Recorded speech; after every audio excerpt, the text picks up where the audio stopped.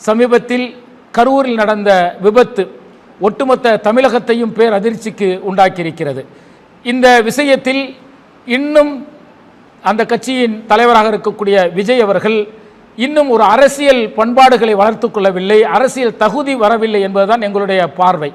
இன்றைக்கு ஒரு சினிமா நடிகராக ரசிகர்களை எப்படி அவர் ஊக்கப்படுத்துவாரோ அது போன்ற நிலையில்தான் இருக்கிறாரே தவிர ஒரு அரசியல் கட்சியாளராக, ஒரு அரசியல் கட்சி தலைவராக, பண்பட்டவராக இல்லை என்பதுதான் யதார்த்தமாக தெரிகிறது.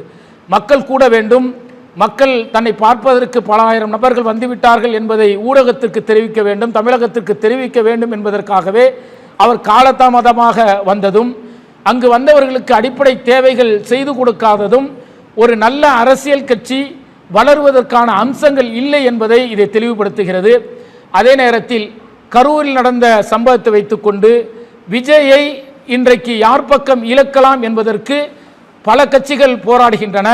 அதில் பிஜேபியும் திட்டமிட்டு அவருக்கு பல்வேறு நெருக்கடிகளை கொடுப்பதையும் நம்மால் பார்க்க முடிகிறது. அந்த கட்சியின் முக்கிய பொறுப்பாளர் இன்றைக்கு டெல்லி பயணம் செய்திருக்கின்றார். அவர் யாரோடு பேசுகின்றார், எதற்காக செல்கின்றார் என்கின்ற சந்தேகங்கள் எழுகிறது. அதே போல விஜயுடைய கருத்துக்கள் இன்றைக்கு மிகப்பெரிய ஆச்சரியத்தை ஏற்படுத்துகிறது.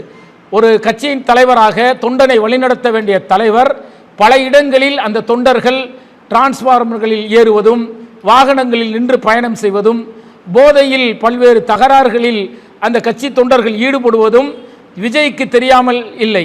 ஆனால் ஒரு தலைவராக இது போன்ற தகவல்கள் செய்யக்கூடாது, தொண்டர்கள் எப்படி இருக்க வேண்டும் என்ற ஆலோசனையை கூட கூறாத விஜய் அவர்கள் இன்றைக்கு இப்படிப்பட்ட ஒரு விபத்து நடப்பதற்கு பொறுப்பேற்காமல் இன்றைக்கு தமிழக முதல்வர் பக்கம் என்னை நீங்கள் எங்கு வேண்டுமானாலும் எது வேண்டுமானாலும் செய்து கொள்ளலாம் என சொல்வது, அதிலும் அரசியல் ஆதாயம் தேடக்கூடிய நிகழ்வைத்தான் இன்றைக்கு விஜய் அவர்கள் செய்து கொண்டிருக்கிறார்கள்.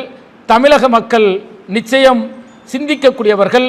அதிக அளவு சிந்திக்க மட்டுமல்ல, யாருக்கு வாக்களித்தால் நல்லாட்சி அமையும் என அவர்களுக்கு தெரியும். விஜய்க்கு வரக்கூடியவர்கள் சினிமா நடிகர் என்கின்ற முறையில் அவரை பார்க்க வரக்கூடிய ரசிகர்களாகத்தானே இருக்கிறார்களே தவிர அது வாக்குகளாக மாறும் என விஜய் நினைத்தார் என்று சொன்னால் நிச்சயம் வரக்கூடிய சட்டமன்ற தேர்தல் அவருடைய உண்மை முகத்தை தமிழக மக்களுக்கு எடுத்து காட்டும் என்பதை இந்த நேரத்தில் நாங்கள் தெரிவித்துக் கொள்கின்றோம். அல்லாஹு அக்பர், அல்லாஹு